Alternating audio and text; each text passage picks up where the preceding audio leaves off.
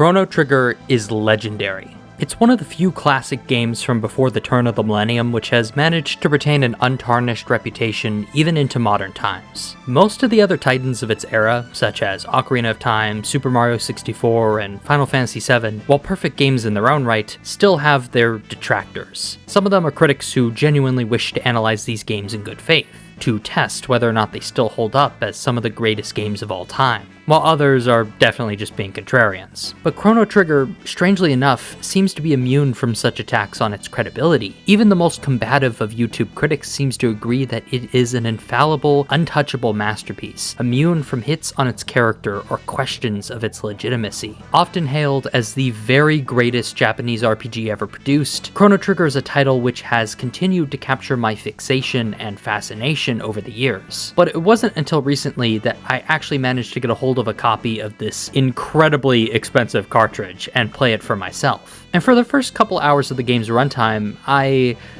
was not particularly impressed. It just felt like a normal turn-based RPG to me. I mean, sure, it played better than the majority of its predecessors, the SNES Final Fantasy games in particular, and its graphics and soundtrack were definitely top tier for the system it debuted on, but I wasn't feeling the magic for a while there. That is, until the game flung its main characters far into the future, and I witnessed one of the most depressing, heartbreaking, and atmospheric post-apocalyptic settings I've ever seen in a video game before. And the magic didn't stop there. Oh no. Man, once I got to the third act twist and completed what was undoubtedly one of the greatest side quests I've ever played in a video game before, I simply couldn't contain my glee any longer. And from there, I found myself becoming increasingly enamored with this game and the tale that it weaved. Quest after quest revealed deeper character stories and grander plot points, until by the end of it all, I found myself looking back at this game with, shall we say, a nostalgic love. Which is weird because I just played it for the first time a month ago. How the hell am I already nostalgic for it? So I decided to play it again. And again. And now, after 3 consecutive playthroughs and much introspection, I think I finally know why this game is so perfectly beloved by the gaming community. You see, Chrono Trigger, unlike these other major titles I brought up so far, possesses an incredibly simple plot and conservative game design, while also hosting a complex story and an innovative game structure. These two descriptors are seemingly contradictory, I know. It's a game of 2 dialectically opposing, yet somehow perfectly balanced natures.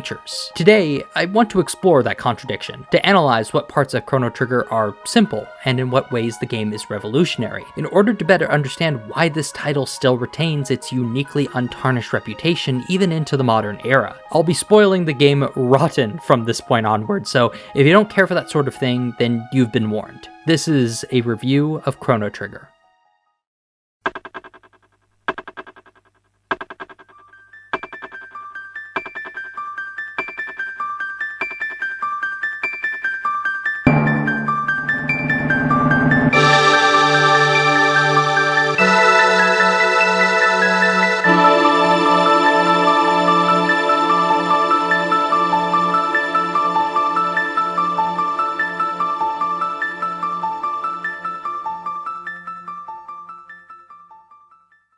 But first, let's go over some quick history. I promise this will be relevant to the ensuing discussion. Chrono Trigger was developed by a game studio called Squaresoft, the precursor to modern Square Enix. If you don't know who these guys are, let me put it this way. If you've played a Japanese RPG before, there's about a 95% chance that it was developed by this studio or its 2 predecessors. This was still true even all the way back in 1992, and at the time, both Squaresoft and Enix had sent their best and brightest developers to the United States to learn new methods in computer graphics and art design. And amongst these student developers were Hironobu Sakaguchi and Yuji Horii, the creators of Final Fantasy and Dragon Quest respectively. Basically, these 2 dudes are solely responsible for the JRPG genre even existing at all. And here they were, talking about game design, when one of them suddenly said, "Hey, why don't we make a game together?"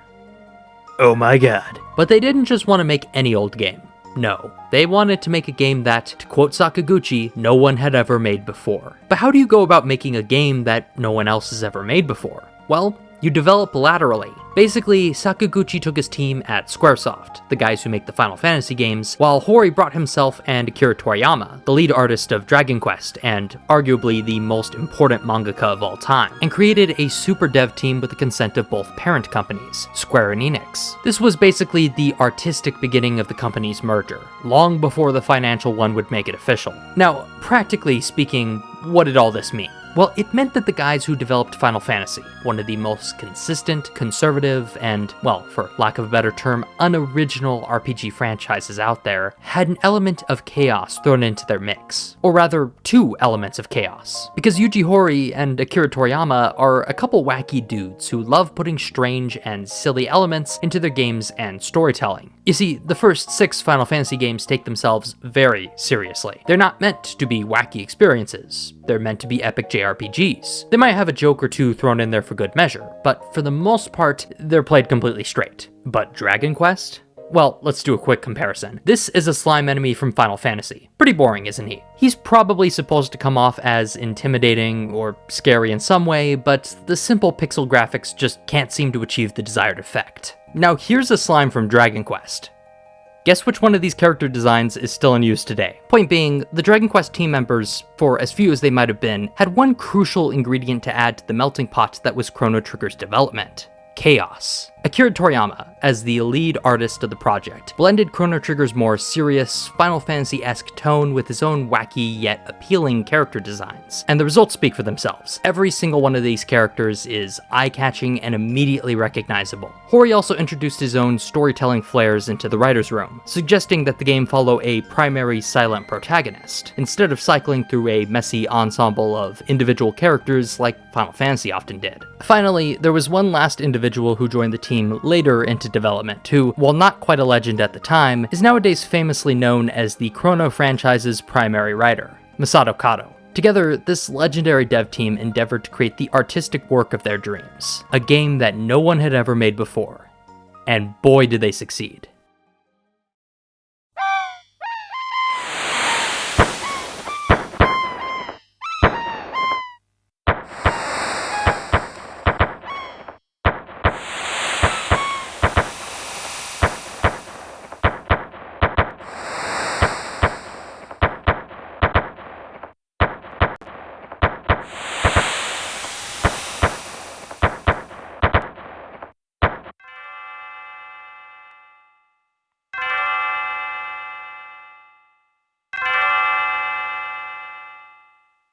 Chrono Trigger begins in the tried and true manner of the classic hero's journey. A young man being awoken by his mother for a day of celebration. The player is given immediate control over this young man, Crono as he's called, and told that the Millennium Fair is happening, a celebration of the Kingdom of Guardia's 1000th year anniversary. Crono's mother gives you a small allowance for the day, and that's it. The player is given free reign to explore the game world however he so pleases. No, really, I'm not joking. You seriously don't have to go to the fair if you don't want to, at least not yet. You can travel to other people's houses, obtaining story and tutorial information. You can visit the village of Por on the southern continent, travel through the woods, fight monsters and earn XP, and so on. It's strange to see an RPG so confident in its own premise and world design that it would not immediately force the player into completing its very first story objective, but that's exactly what Chrono Trigger does. The player is allowed free reign to explore the world from the very start of the game. Naturally, you might be thinking to yourself at this point, how then does the game motivate the player to complete its main story objectives while simultaneously allowing freedom of exploration? Well, that's actually quite simple. The Kingdom of Guardia in the year 1000 AD is completely at peace. There are literally 0 quests available at the start of the game because the world is facing 0 problems. Just like in any era of peace, men of the sword like Crono are sitting around being practically useless, and the player, as the person inhabiting Crono's headspace and controlling his actions, will feel that when exploring the game world. There are no problems to solve, no grand quests to carry out, or beautiful princesses to save. The world is perfectly at peace, the only event of interest being the Millennium Fair. Is it any wonder, then, why our protagonist is so excited to attend? Exploring the game world reveals to the player exactly why a fair like this is such a big deal to a young man like Crono, because nothing interesting ever happens in this world of peace and prosperity. That all changes the moment we arrive at the Millennium Fair.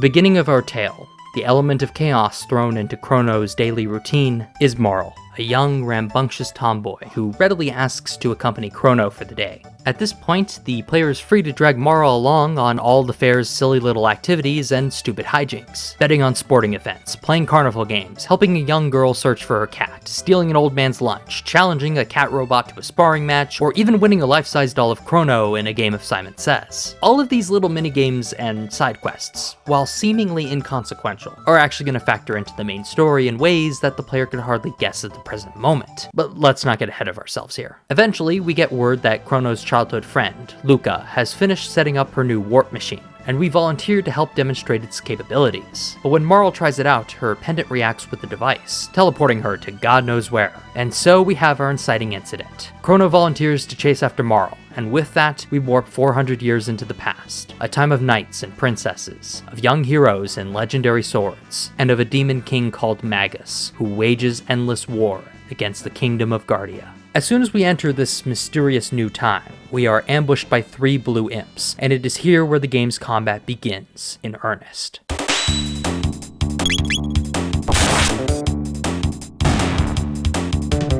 While the player technically had the option of going out into the wild and fighting monsters before this point, this is the first time we're actually being forced to engage in the game's battle system, and boy is it just killer. Chrono Trigger inherits the foundation of its gameplay from Final Fantasy. Battles are turn-based, with an active time battle gauge, and the player has the general choice of either attacking or using supporting skills and items. But while Chrono Trigger might appear like your average turn-based RPG on the surface, there's one particular innovation, one monumental change, which manages to turn that system on its head.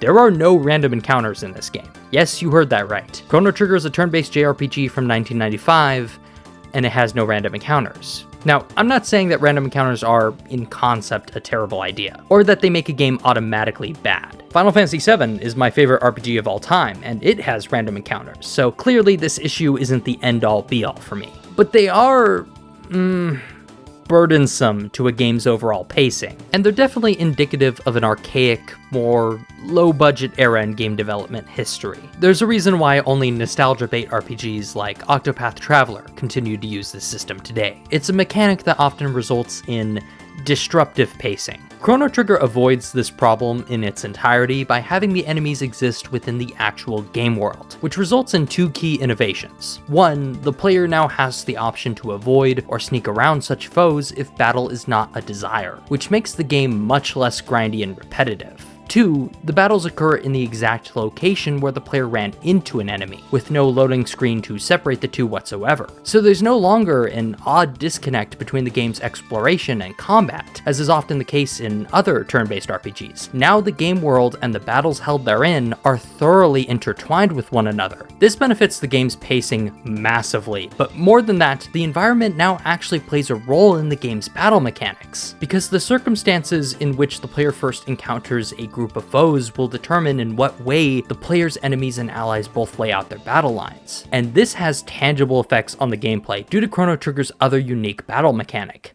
techs. Techs are special moves that each playable character in the game has access to, and they can perform a wide array of actions. The simplest of these are generic elemental magic spells, which the player will eventually gain access to about a fifth of the way into the game. But most of these techs are actually pretty unique. Take Crono's first tech, Cyclone, for example. It causes Crono to leap forward and swing his blade around in a massive spin attack, which, while not a whole lot stronger than his normal attack command, is unique in that it allows him to strike all enemies within its vicinity. So enemy placement matters a lot now. If a group of foes ambush the player on 3 sides like they do at the start here, then Crono's going to have to take them all on individually, dragging the fight out and draining the player's precious health and mana resources. But if you can catch them all in a single group like I do here, well, the results speak for themselves. But simple, circular attacks like Cyclone are only the beginning. Once you acquire Luca as a party member, she'll have access to Flamethrower, a fire elemental attack which strikes enemies in a line. There are proximity-based techs, such as Robo's aptly named Proximity Bomb, and techs that strike in horizontal patterns, like Falcon Strike. Essentially, techs allow the player to dispatch entire parties of enemies in but a single stroke if used correctly. You might notice that a group of foes are only a few seconds away from grouping up, so you could wait a moment and risk being attacked first if it means wiping them all out with a single sweep of Cyclone. In other turn-based RPGs, the hows, whys, and wheres of any given battle rarely matter, as if they take place in a dimension entirely separate from the rest of the game world. 'Cause I mean, they kinda do. But with Chrono Trigger, that's no longer the case. The circumstances of your enemy's battle lines and party makeup are now intrinsically tied with the game's overworld travel and battle system. As if that weren't enough, techs are not simply limited to individual moves employed by singular characters. There are also double techs, synergized moves shared between two party members. Every character in the game shares 3 double techs with all the others, and every combination of Crono and 2 other characters results in a triple tech, a super move. And these double and triple techs can accomplish a wide variety of tasks: healing, dealing magic damage, dealing physical damage, attacking multiple enemies, or just one. It's insane just how far the devs pushed this system. I mean, generally, you'd expect there to be a few gaps in a battle system as complex as this. One playstyle that isn't as fleshed out as all the others. But nope, every combination of characters in Chrono Trigger has its niche, its advantages and disadvantages, and it's up to the player to discover these for himself. There's also a deep ludonarrative intention behind each of these party makeups and their shared techs and strategies. By ludonarrative intention, I mean to say that the double and triple techs each tell a story, through gameplay, of what kind of relationship each of these characters have with one another. This is particularly important in the case of Crono, given that A, this is an interactive medium, so the gameplay should ideally serve to convey our protagonist's character growth and development, and B, that Crono himself is a silent protagonist, and therefore is in desperate need of some nonverbal ways of communicating the nature of his relationship with the other characters in the game, which the double and triple techs provide in spades. Take Crono's first double tech with Luca and Marl, for example. They might seem to parallel one another at first glance, Aura Whirl healing the entire party, while Fire Whirl strikes enemies with flames in a circular area of effect. But upon closer inspection, you'll find that these two techniques, while at first seemingly analogous to one another, are actually conveying opposite character stories. Luca and Crono are childhood friends. They trust each other utterly, so much so that Crono was literally the only person willing to try out Luca's teleporter at the start of the game. And sure, you can justify that decision by figuring that Crono is just a brave guy, and while that is technically true, he's also not an idiot. He has a sense of self-preservation, and is only willing to put himself on the line if it means saving another person, which wasn't really a factor here. This was a low-stakes situation in which his best friend simply wanted to demonstrate her newest invention, and he did it for her without question. Conversely, Luca loves Crono deeply, and would never intentionally hurt him. If she thought there was even a remote chance that her teleporter would put Crono in danger, then she wouldn't ask him to use it, because she knows what it feels like for one of her family's machines to maim a loved one. The possibility that one of her own inventions might cause harm to someone that she loves is literally her greatest fear in life. So considering all that for a second, the fact that the very first tech these two unlock together is Fire Whirl, an attack in which Luca shoots a goddamn flamethrower at Crono, only for him to take that fire and turn it into an even stronger cyclone of flames, is indicative of the trust these two have in one another at the start of the game. By contrast, Marl and Crono's first double tech, Aura Whirl, has 0 risk applied to it, since Aura is a healing spell.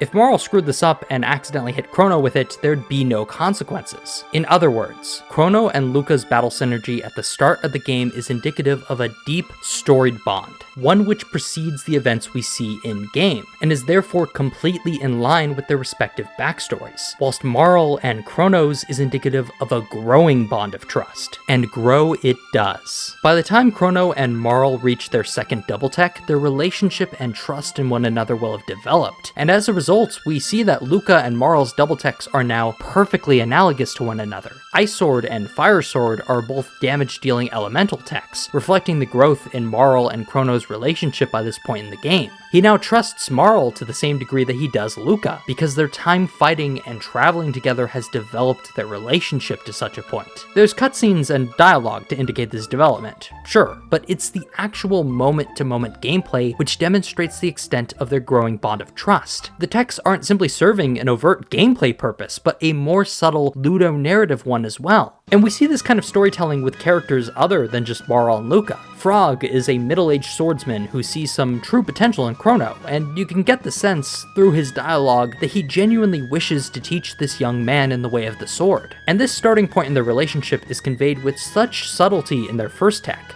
X-Strike. Look closely.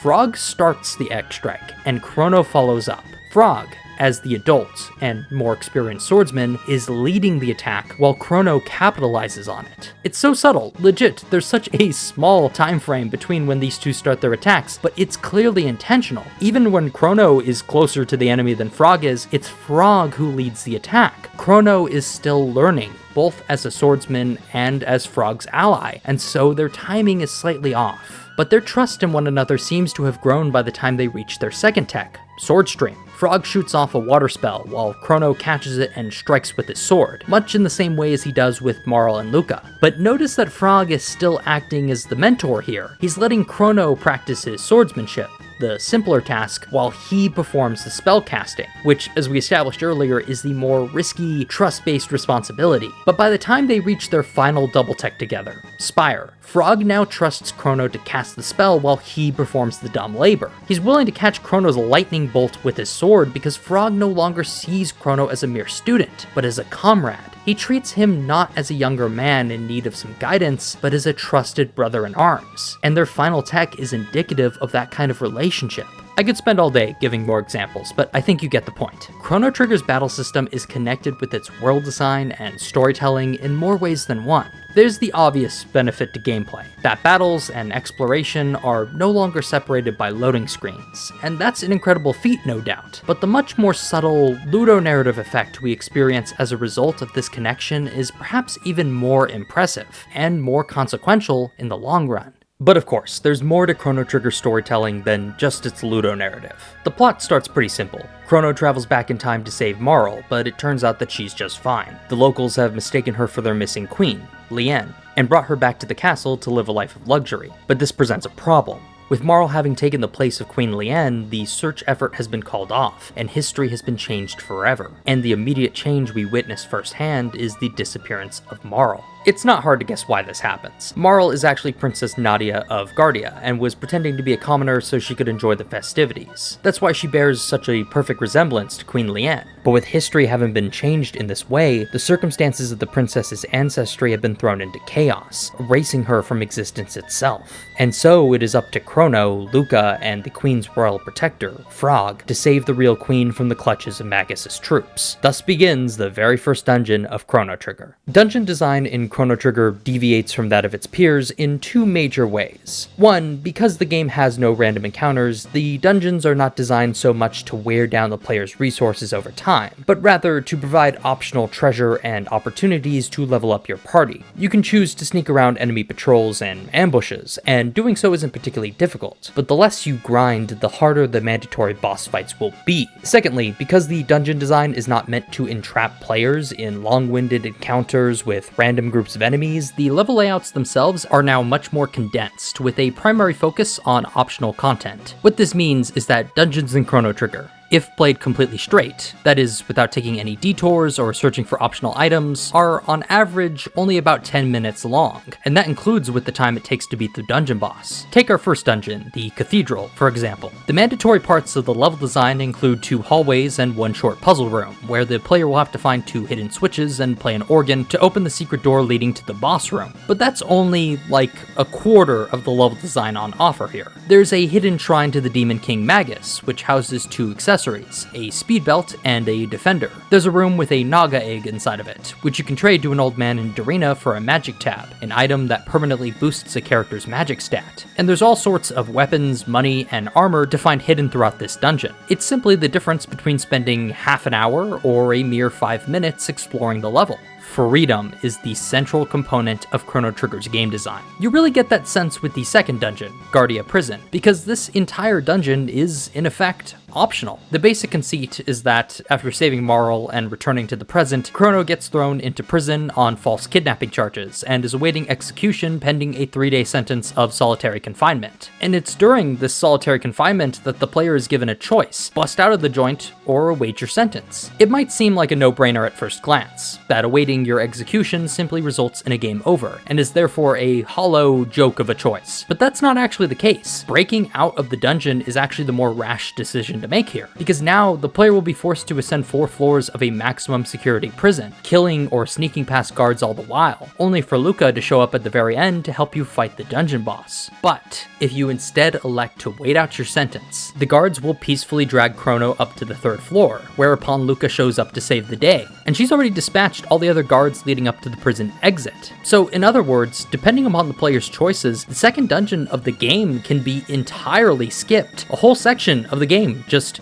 trivialized by the player's choices. And again, this feeds into the game's Ludonarrative. We see now why Crono trusts Luca more than anyone else at the start of the game. She's willing to break into a maximum security prison to save her best friend. Is it any wonder, then, why their very first double tech indicates such a ridiculous level of trust in one another? We see the strength of their bond through both the gameplay and the broad stroke story. We're not simply being told that Luca is Crono's best friend, we're feeling it. This type of player choice, the freedom to mend the game structure to your own will, is present throughout the entire game. Take, for example, the 3rd dungeon, the Robotics Factory. Half of it can be entirely skipped if you elect to simply guess the computer password instead of searching for it in the Robotics Factory. Legitimately, I accidentally did this on my first playthrough of Chrono Trigger. I didn't even know that I skipped half a dungeon until I played this game a second time. In fact, even the very last dungeon of this game is, you guessed it, entirely optional. Actually, scratch that. Technically speaking, every dungeon after the Robotics Factory is optional, because the final boss of the game is available to fight from Dungeon 3 onwards. Legit, I don't think any other game would put this much freedom of choice into its structure until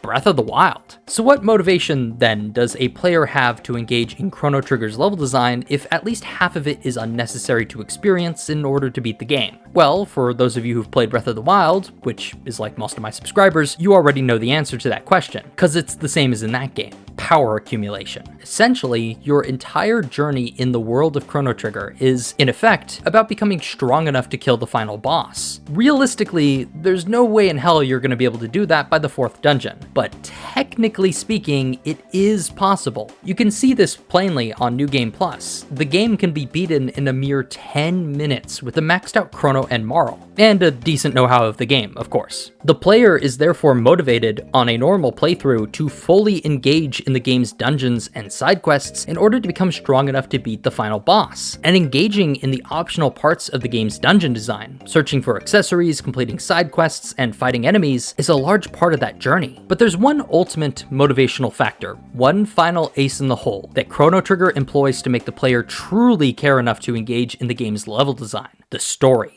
You might be thinking at this point, based on what I've described thus far, that the story of Chrono Trigger is a simple A to B hero's journey wherein our protagonist, Crono, is faced with adversity, rises to the occasion, and defeats an ancient demon king to get the girl. But that couldn't be any farther from the truth. Rather, the key to Chrono Trigger's storytelling is subtlety. It has its grand, simple moments of black and white heroism, yes, but that's not what the tale's actually about. Instead, Chrono Trigger seeks to take these simple concepts of good and evil, heroes and villains, then turn them on their head through the introduction of the true antagonist of the story: time, and by extension, the meaninglessness of life. Existentialism is the key theme of Chrono Trigger, and we can see this as early as the first act twist. You see, after our escape from Guardia Prison with the help of Marl and Luca, we run into another time gate, and it is here where we are flung not into the lofty, chivalrous past of the Middle Ages, but rather the bleak future of the 24th century.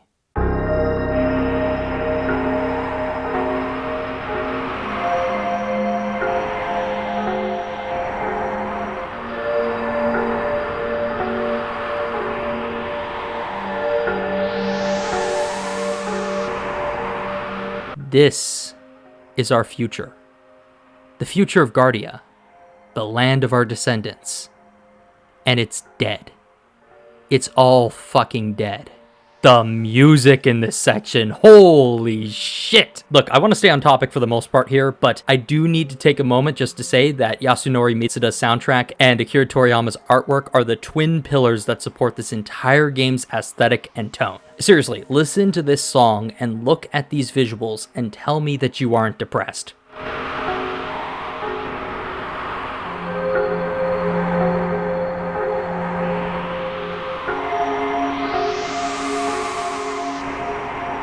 It makes you feel insignificant, like a mere speck of dust upon the long-decayed corpse of a lifeless planet. What few humans do remain are but shadows of their illustrious past, constantly starving, and with little life or hope left in them. It's so easy to look at a future as bleak as this and think, okay, clearly nothing matters, because no matter what we do in our present, this world's gonna be dead in 1,000 years' time. Indeed, upon looking through the old records of the Aristome, we find that the cause of this disaster is an entity known as Lavos, a creature burrowed deep beneath the planet's crust, who suddenly appeared in the year 1999 and destroyed the Earth's surface. What can we, small, insignificant humans that we are, possibly hope to do to stop such a beast? Better yet, why even try? Our protagonists are from the year 1000 AD, after all. Is this even their problem? Luca certainly doesn't seem to think so. Why save a world that we have no stake in, after all? But Marl, in complete contrast, sees this future and becomes filled with determination.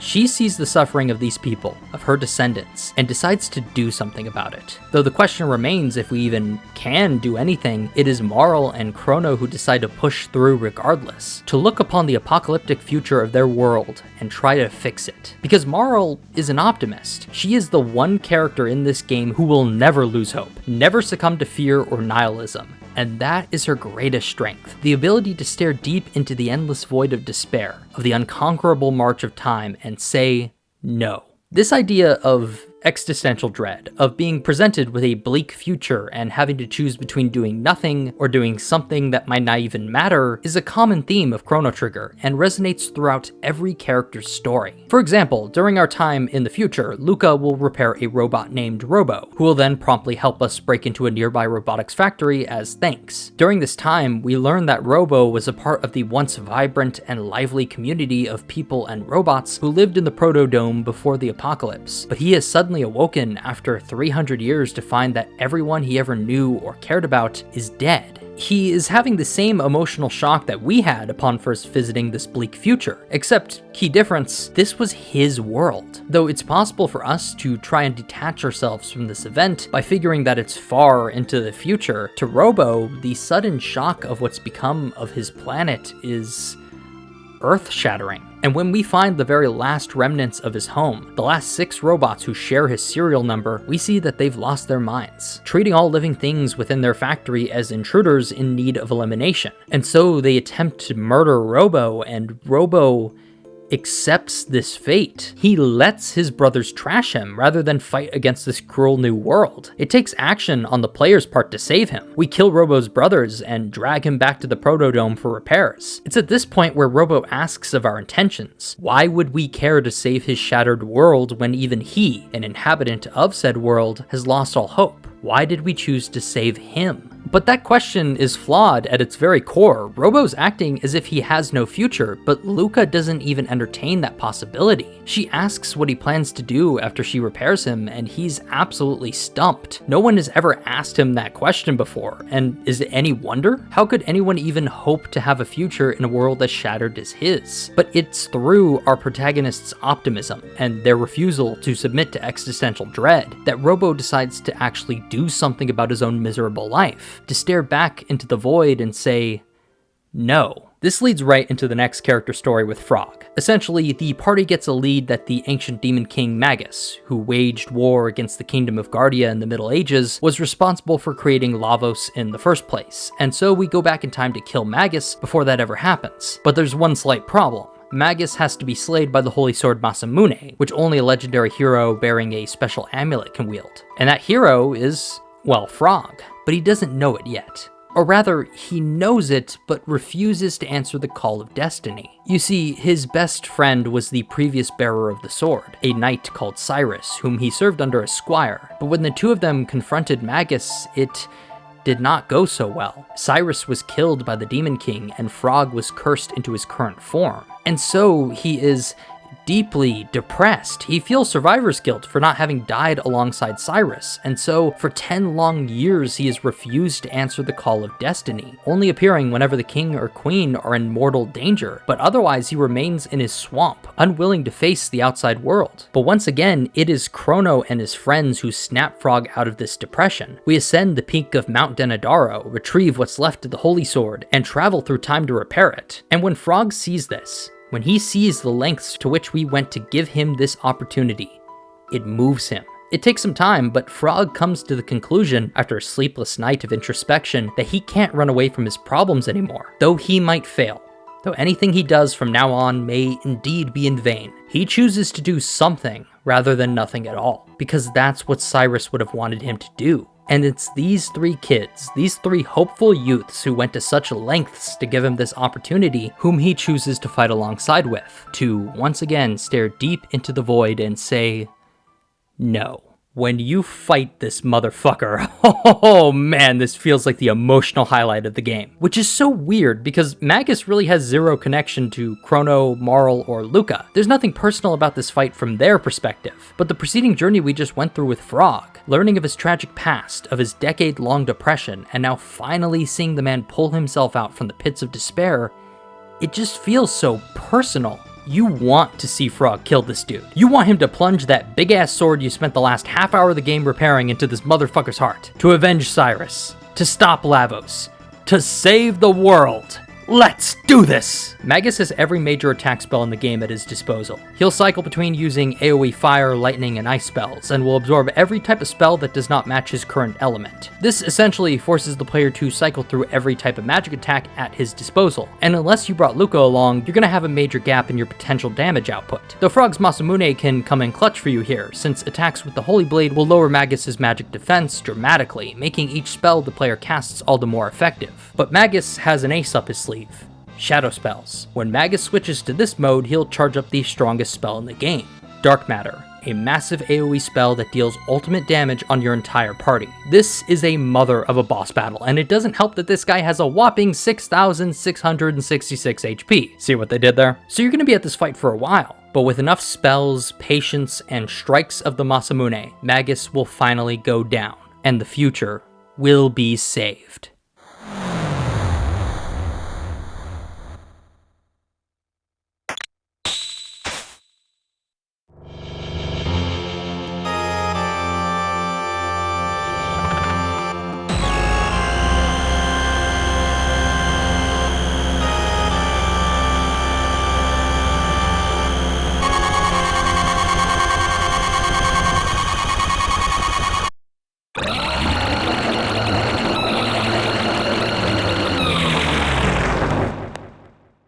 But the future refused to change. Turns out, Magus didn't create Lavos. He only summoned him, and our meddling has caused the ritual to go out of whack. A time portal opens, and we are forcibly transported to the prehistoric era of 65 million BC. Now, I gotta be honest with you here.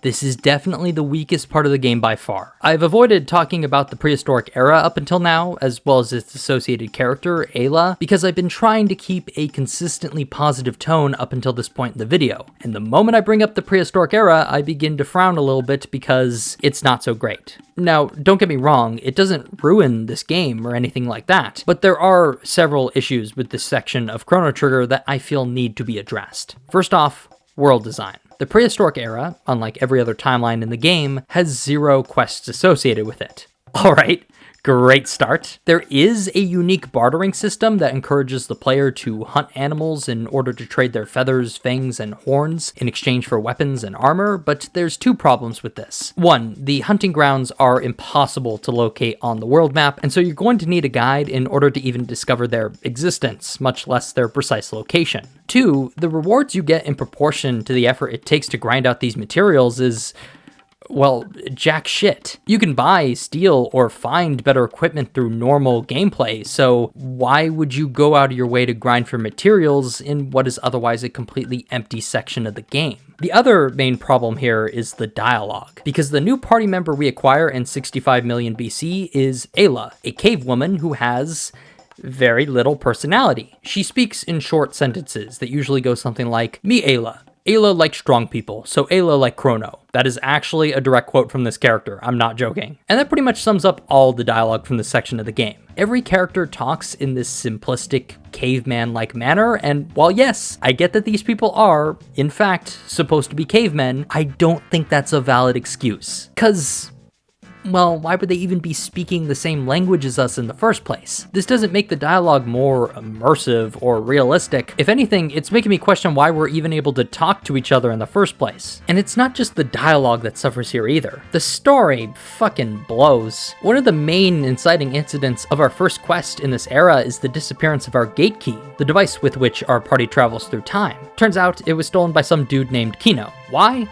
Because he's jealous of Crono. No other reason. He thinks Ayla likes Crono, and that makes him jealous. This misconception is then cleared up with the masterpiece writing of, "No, Ayla like Kino best. Kino no more do bad stuff, okay? That wrong." So, problem solved, right? Well, no, cause now some lizard people called the Reptites stole it from him. This conflict between humans and Reptites constitutes the entire storyline of the prehistoric era, and it's just complete garbage. There's no complex character story to unpack here, like with Frog's quest to beat Magus. No personal stakes or inner demons for Ayla to work through. The story's simple. We fight the Reptite leader, Azala, then he runs off, and we get our gate key back. Then when we return after the fight with Magus, we fight Azala a second time, and that's it. Dead. The only contribution this bit of the game has towards the forward momentum of the plot is the revelation that Lavos first came to Earth 65 million years ago, causing the Ice Age and beginning his eons-long process of consuming the planet's core from deep underground. Granted, not every quest in a video game needs to contribute to the forward momentum of the main plot. Case in point, Frog's quest to slay Magus has very little to do with Lavos beyond the tenuous rumor we received stating that Magus was the one who created Lavos in the first place. But in lieu of advancing the plot, we instead witness the development of our story. Frog's quest to put his regrets to rest and face his fears is genuinely one of the best parts of the game, and it contributes to the exploration of the game's main themes of existential dread and the fight against nihilism. Remember how I said earlier that existentialism is the key theme of Chrono Trigger, and how it's present throughout every main character's individual stories and side quests? Well, I lied, because there's one key exception to that rule. Ayla.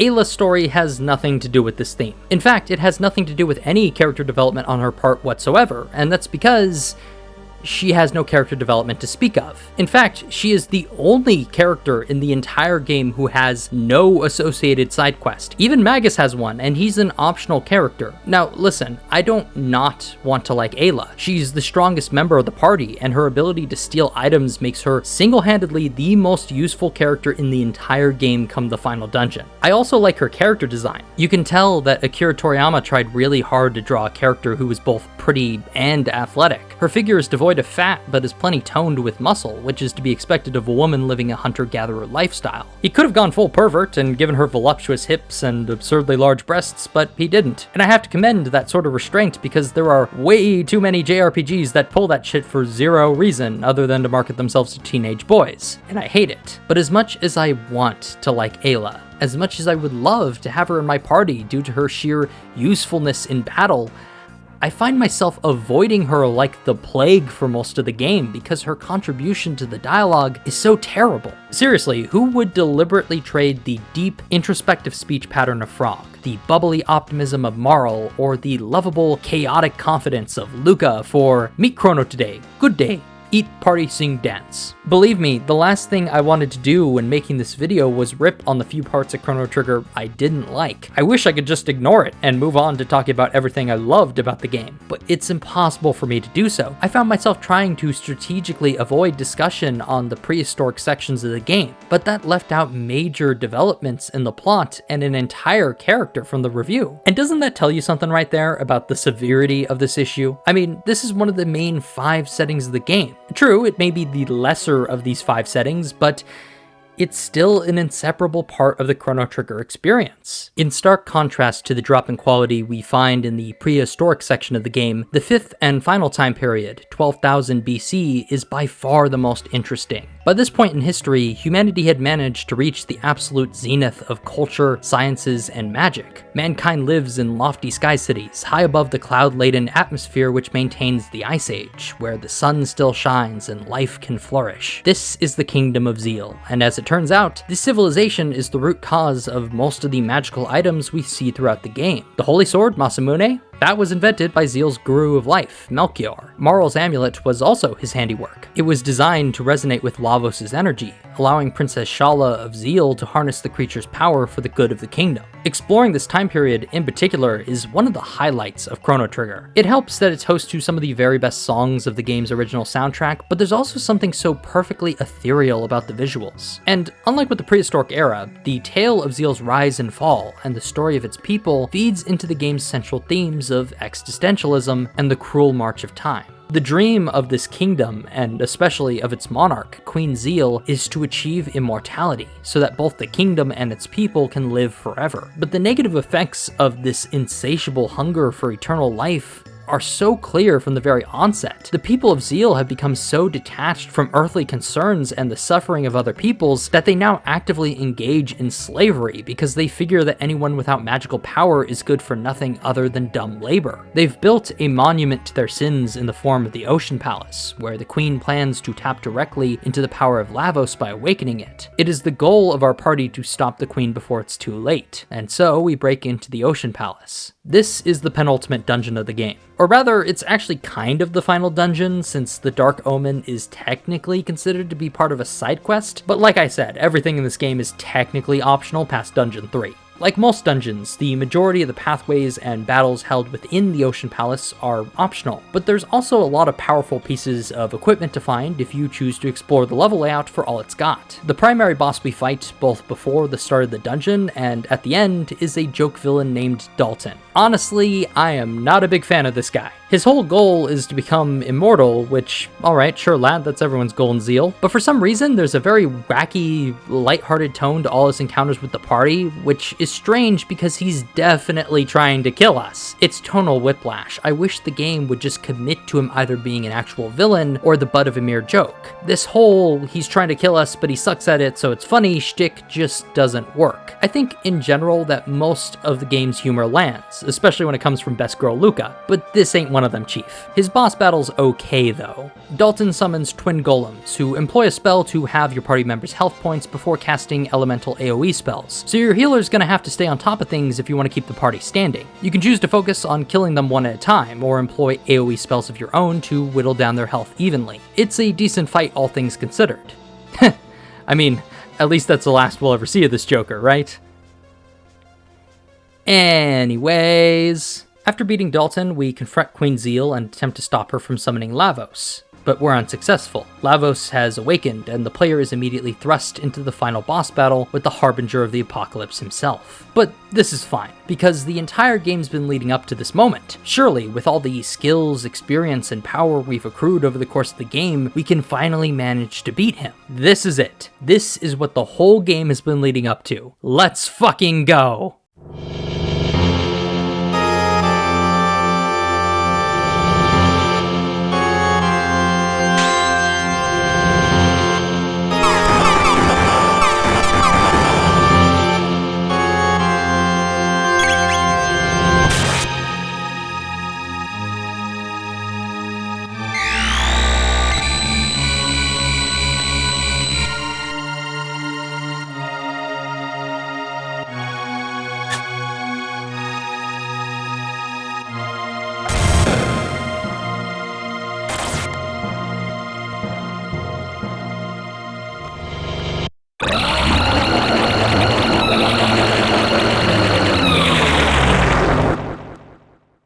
I just want those of you who've never played this game before to know one thing. This was not a cutscene, nor was our defeat scripted. This is a real in-game battle. You're technically allowed to win this fight if you're good enough, and that'll give you a special ending for the game even, but you won't be good enough. Lavos is demonstrably more powerful than you are. More powerful than we could ever have imagined. He wiped my party in 3 fucking turns. So what happens now? What consequence do we face for not being ready to face this indomitable foe?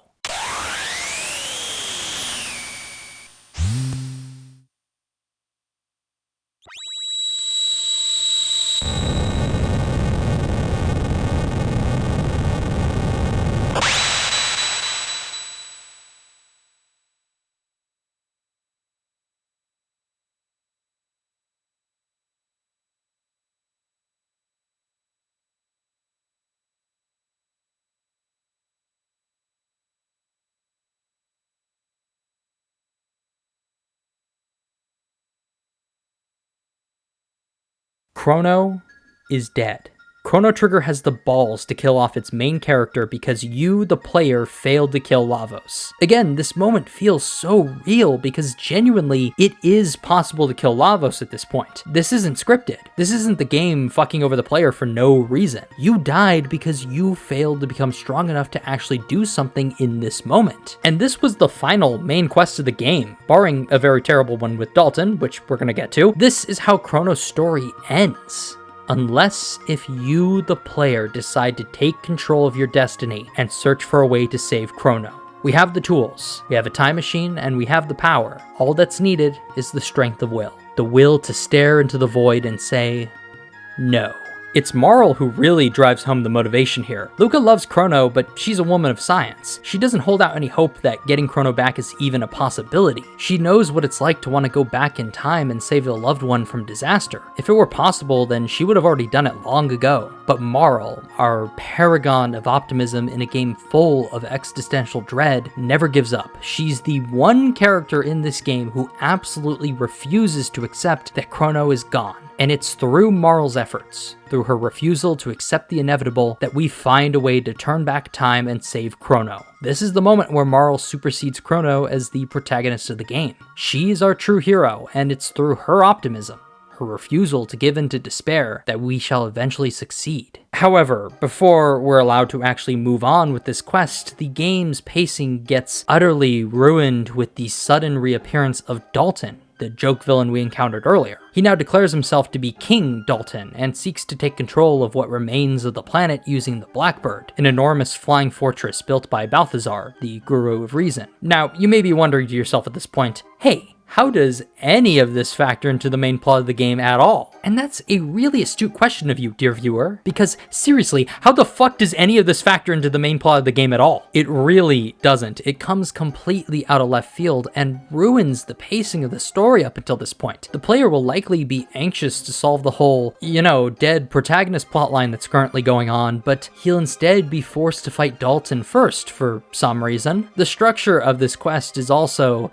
lame as all hell. Dalton one-shots the party with a fire spell, which is actually a plot hole since the people of Zeal's magic abilities were supposed to have been lost after the incident at the Ocean Palace, but whatever, alright? Worse than that is the fact that this all happens as part of a cutscene. We're given no chance to fight back and potentially beat Dalton, we just lose in a cutscene. From there, we have all our valuables stolen and are forced to engage in a lame, out-of-place stealth mission to get them back. Unless if you have Ayla in the party, in which case you can skip the stealth section entirely and just brute force your way out of this one. The actual purpose behind this detour with Dalton, as far as I've been able to figure, is to justify a sudden upgrade to the party's time machine, the Epoch, since Dalton will steal the device for himself and outfit it with wings, with the express purpose of using it as a, quote, personal chariot. Again, I think this is supposed to be funny, but the joke just isn't landing, in particular because, Crono just fucking died. I feel like this is tonal whiplash. In fact, just talking about this section of the game feels like I'm probably giving you tonal whiplash. I went from praising this game to shitting on it just like that. But I'm only mentioning this here because, well, you have to beat this final main quest in order to progress through the game. This isn't a side quest. It's literally the first thing the player's forced to do after witnessing Crono die. If that's not tonal whiplash, then I don't know what is. So Dalton mounts the newly kitted out Epoch and tries to kill us with it. We engage in one final boss fight with the man, which is the same as the last one we had with him, and upon his defeat, he'll accidentally kill himself by getting sucked into his own dimensional warp. Thus ends the tale of Dalton.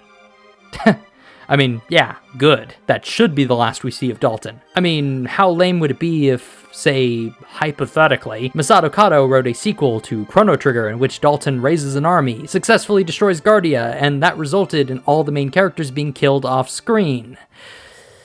That'd be crazy, wouldn't it? Okay, so side note, stay away from the PlayStation, DS, or PC ports of this game if you don't want to experience the several forcibly inserted, retconned story elements from Chrono Cross that muddy up what is otherwise an incredibly airtight story. because just thinking about what Chrono Cross does to the characters and themes of this game makes me feel depressed. Anyway, killing Dalton nets our party the newly upgraded Epoch, with which we can now freely travel through time and fly around the game world uninhibited by natural barriers to exploration. As a result, all of this game's remaining side quests are now open to us, and it's these side quests which make up the remainder of this game's runtime, the foremost of these being, of course, our quest to save Crono. There's a series of very specific tasks which you'll have to accomplish in order to do this. You have to search for the Guru of Time in order to acquire the Chrono Trigger.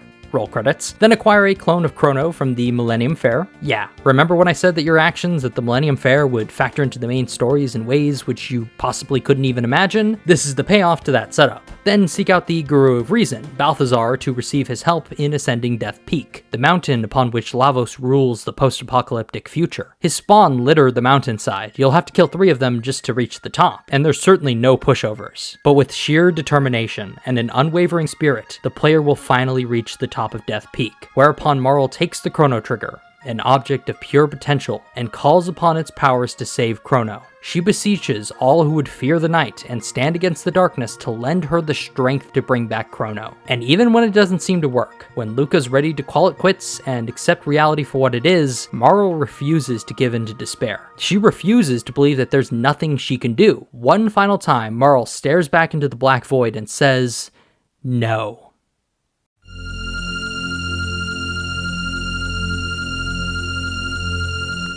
And this time, the void finally caves to the girl's demands. Exchanging the clone for Crono, we change the course of history and bring our protagonist back from the brink of ruin. And Marl, well, I think this scene speaks for itself.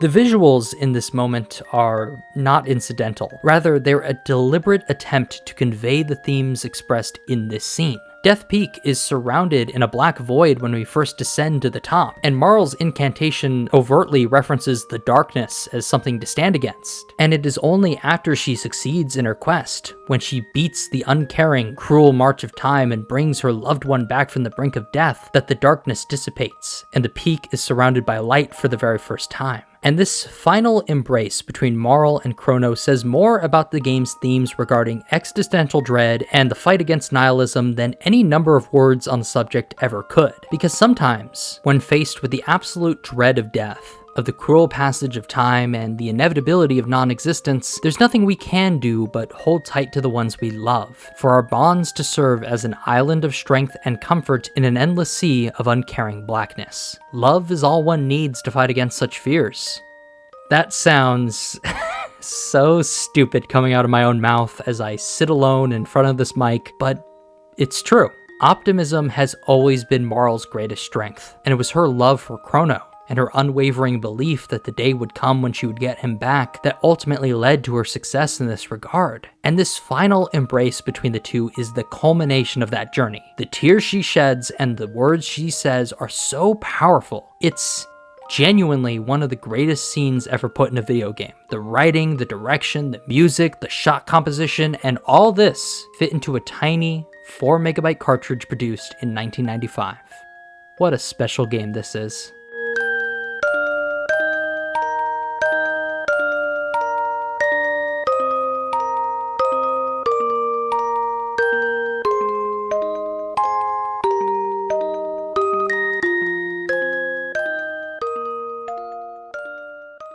The final act of Chrono Trigger consists entirely of several character-based side quests, should the player choose to engage in them, of course. The main quest I've discussed thus far has taken up only about 10 hours of gameplay, and in a 15-hour JRPG, that means the entire third act of the game is comprised entirely of optional content. That might sound problematic at first, that perhaps we're Breath of the Wilding things here, and the last third of the game is going to feel really grindy, repetitive, and empty. But as you just witnessed with Crono's quest, this is not the case at all. All of these side quests are are unique and deeply engaging. But perhaps more crucially, they each feed into the game's central themes and put a nice bow on several key character stories. For example, Marle has a strained relationship with her father, no doubt fanned by his somewhat recent attempt at executing her newest friend. And through their dialogue, you see why that is. Marle is a tomboy. She loves athletics, practicing marksmanship, going to fairs, but her father is insistent that she put the crown and its needs first, which means not fraternizing with commoners or forgoing her royal duties. There's some validity to his concerns. His daughter is meant to take the throne one day, and the last thing he wants is for her to be ill-prepared, for vultures to swoop in and force the throne to act upon her. But he's clearly being far too pushy about the matter, and trying to execute Crono was a step too far, and it permanently strains their relationship. If the player chooses to return to the castle with Marle anytime between Crono's trial and her final side quest, then she'll get into a big fight with her father, blaming his obsession with the crown and work as the reason behind her mother's illness and eventual death. And when she says this, it puts her father into a blind rage. He disowns her on the spot and kicks her out of the castle. It's on the player then to mend this relationship via completing the appropriate side quest. You have to travel back in time and complete a dungeon in order to find an ancient item called the Rainbow Shell, with which we can craft Marle and Crono's strongest endgame weapons and armor. We entrust the shell in the safekeeping of Marle's ancestors in Guardia Castle, but in doing so, we fuck too much with the time-space continuum. When we return to the present, we see that the king is being put on trial for illegally pawning off the shell, and we have to prove his innocence by bringing a shard of the shell to court, at which point the chancellor who's prosecuting the king will reveal himself to be the descendant of one of the monsters we killed back in the past. Our actions had consequences, creating more enemies of the crown in the future. In fact, it was the fake chancellor's lie about the nature of the queen's death that led to Marle and her father fighting in the first place. This isn't a misunderstanding between two characters due to poor communication, but rather a deliberate attempt at sabotage.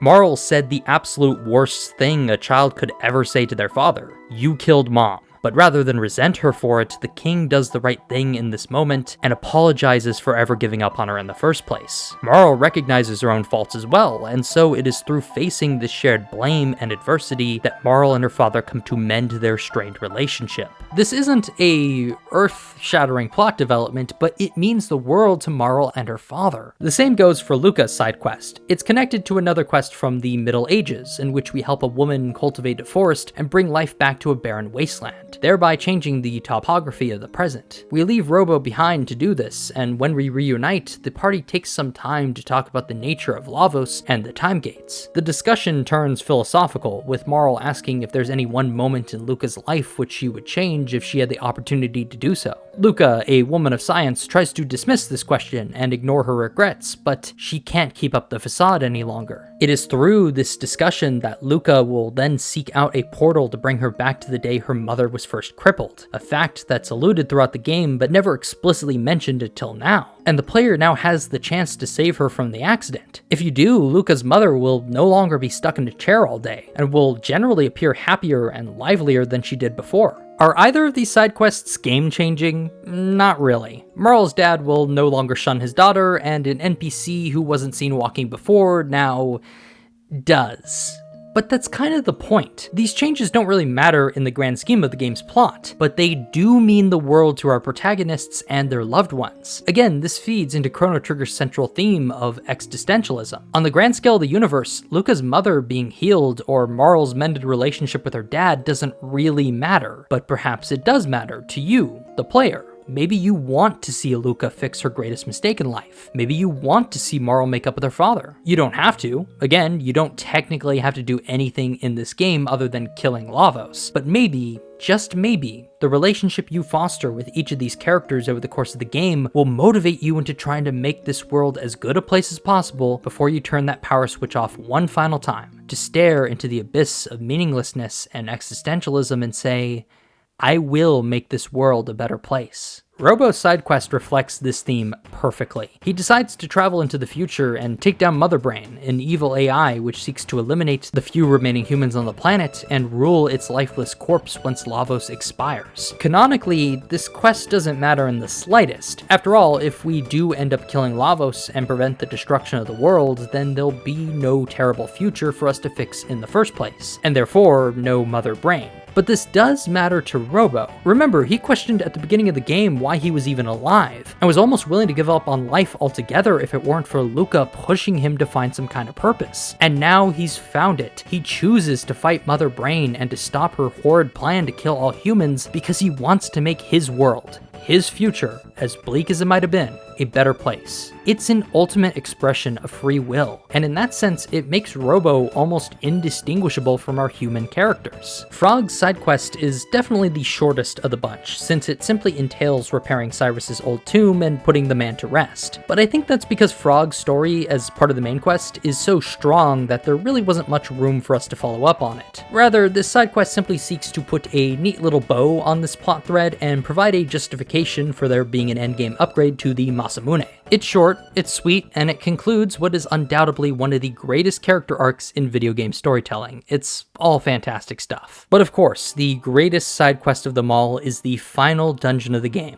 the Black Omen, a flying fortress upon which Queen Zeal rules the world from on high. It houses the strongest foes in the game, and the greatest rewards. And unlike every other dungeon in Chrono Trigger, this one is long. Legit, it took me an hour and a half to beat this thing on my latest playthrough. That's literally a tenth of this game's runtime. It is by far the best place in the game to level grind or farm for items in. Essentially, if you don't think you're ready to beat Lavos yet, the Black Omen serves as one final training ground in which the player can boost his party members' experience. The final boss awaiting at the end of this mechanical gauntlet is Queen Zeal, and boy is she a mother to beat. You can't use any AoE spells on her, lest you hit one of her floating hands, which will counterattack with Life Shaver or MP Buster, resetting your HP or MP, respectively, to their minimum values. So you're gonna have to focus your attacks on Queen Zeal's head exclusively, while maintaining the party's health throughout, because if she manages to let off a massive AoE spell right after a counterattack, well, let's just say I lost this fight a couple times. It's a tough battle, but finally, with enough blood, sweat, and tears, it'll finally all be over.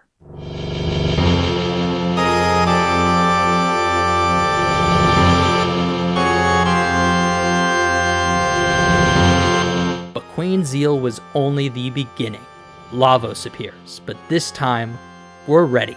We've beaten every other boss in the game, and it's all been leading up to this. Let's fucking go. Lavos has 13 phases. Yes, 13. The first 10 of these copy all the major bosses from across the game. Essentially, you're forced to engage in a massive boss rush, but luckily they won't be any stronger than they were the first time you beat them. Assuming the player has actually beaten all the main quests and side content in this game before this point, then this won't be very difficult. But the boss rush is immediately followed by Lavos' true attack form, the same strategy he employed back at the Ocean Palace, where he managed to one-shot our entire party with his opening volley of destruction.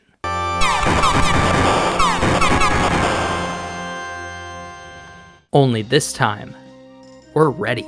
We can take him. His spines can do massive amounts of physical damage, and he can cast a wide array of status-inflicting spells. But with the power the players accumulated over the course of the entire game, he can be beaten. And upon his defeat, we see that Lavos' beak was but the tip of the iceberg. The insides of the creature house the true monster. The main body of Lavos will employ several AoE magic spells and even a curse that can break through any status immunities your characters might have. He has a massive health pool of 20,000 HP, so you're gonna have to keep on top of your party's healing factor if you want to outlast this guy. But the fight doesn't end here. Killing the main body reveals the core, the true Lavos, an alien creature whose entire purpose is to burrow into planets, consume their energy, breed, then send its spawn across the universe to repeat the process anew. And boy is this boss just a powerhouse. He has the absolute strongest physical and magical attacks in the game at his disposal. Even after 3 playthroughs of experience, and with a fully kitted out super OP party makeup, this guy still had me on the edge of my seat. He almost wiped my party every time he used Grand Stone, as you can see in the footage here, and that's because there really is no gimmick to this guy. He has a counter to any and all party makeups you might try to use against him.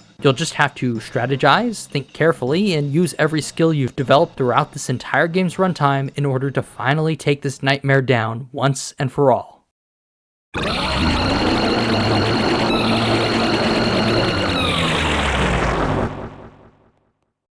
Depending on the circumstances under which you killed Lavos, one of several different endings will play out. There's 12 in total, but most of them are just joke endings, generally playing off the idea of something goofy happening as a result of us messing around with the time-space continuum. Realistically, you're only going to be able to get one of these on a New Game Plus because they require that you kill Lavos early at one of several specific points in the game. These are fine, but they're clearly just meant for laughs and don't really serve to give the story any closure. Again, fine for a run on New Game Plus, but not much more. But the two variations on the true ending of the game are by far my absolute favorites. Upon defeating Lavos, the party will head back to the present, where the king will pardon Crono for his prior kidnapping charges and will throw a parade in our honor. The celebration concludes with all our individual party members returning to their respective time periods. Tearful goodbyes are said, and it's genuinely a touching moment. The ending will then vary from here depending upon whether you fought Lavos in the way I just described, or if you use the epoch to bypass the first 11 phases of the fight by crashing into Lavos' outer shell. In the former of these possibilities, the party will use the epoch to take one final joyride around the time-space continuum, giving the player a glimpse into each character's life after the defeat of Lavos. It's definitely the most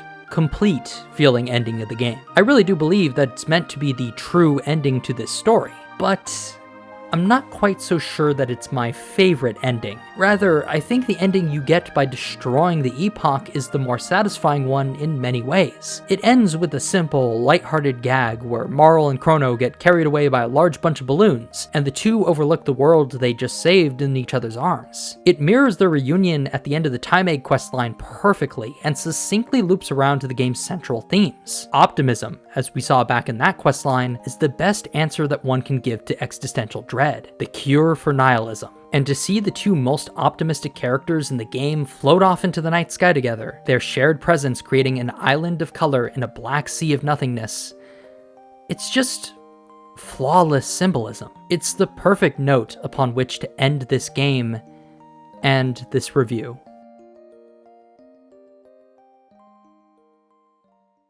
Chrono Trigger is a masterpiece. As I said, it's one of the few classic games from its era that manages to retain an untarnished reputation even into modern times, and it's not difficult to see why that is. It's simple on the surface. It's a short, 15-hour JRPG with an easy-to-understand plot and an intuitive, tried-and-true battle system. And even without overanalyzing the game's themes, the way I've been doing for the past hour, it's not difficult to see why someone might find this story so compelling. The characters are lovable, the plot points well thought out and executed, and the world design is top-notch. But what's so great about Chrono Trigger as a work of art is that, with a little close reading, the plot becomes all the more deep and meaningful. The character stories become tales not simply about a surface-level problem specific to that character, but also a deep, internal one that we must all go through. The fight against existential dread and the indomitable, uncaring march of time. And time is the true villain of this story. If you fail to kill Lavos, the game will play a special cutscene depicting the day of the apocalypse and the destruction of the world. And once it's all over, the end card says it all, but the future refused to change.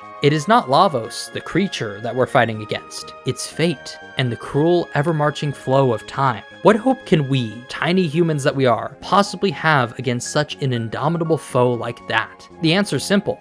We have each other. You gather friends, gain experience, fall in love, and fight against the cruelty of the world, even in spite of the size of your foe, the invincibility of time's cruel flow. And yes, you'll die one day.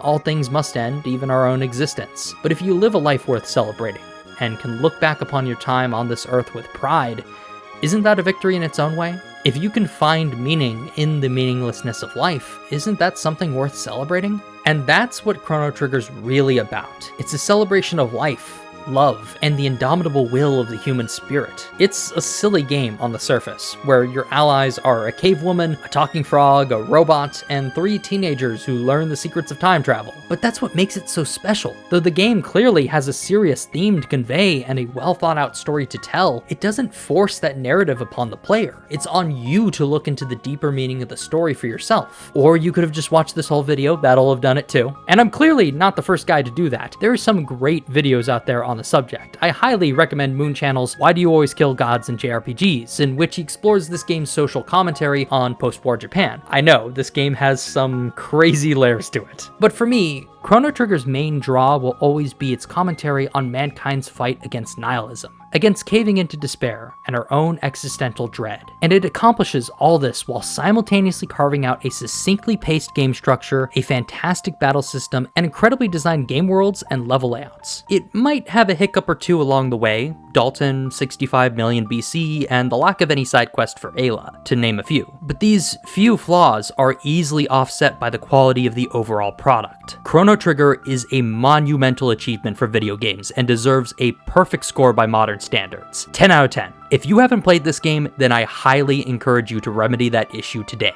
The Steam version of the game is definitely the most bang for your buck, since it still has all the great visuals and music from the original SNES port, but it is missing one of the original anime cutscenes from the PlayStation port, and it's also got a few of the DS editions that I'm personally not a big fan of. The definitive way to play this game is absolutely the SNES port. But no matter how you choose to play Chrono Trigger, it's going to be a magical experience. I absolutely promise you that much. So that was Chrono Trigger. Thank you all so much for watching this video. I hope you enjoyed it and that I didn't sound like an insane person when I was busting out all that philosophy stuff on you. It was weird talking about a game that was more story than gameplay, but either way, I appreciate you making it all the way to the end of the video. It really means a lot to me. Part 2 of the Final Fantasy VII critique will be out soon, and Ocarina of Time isn't too far away either, so stick around for that. But regardless, thank you one and all so much for watching this video, and have yourselves a very nice day.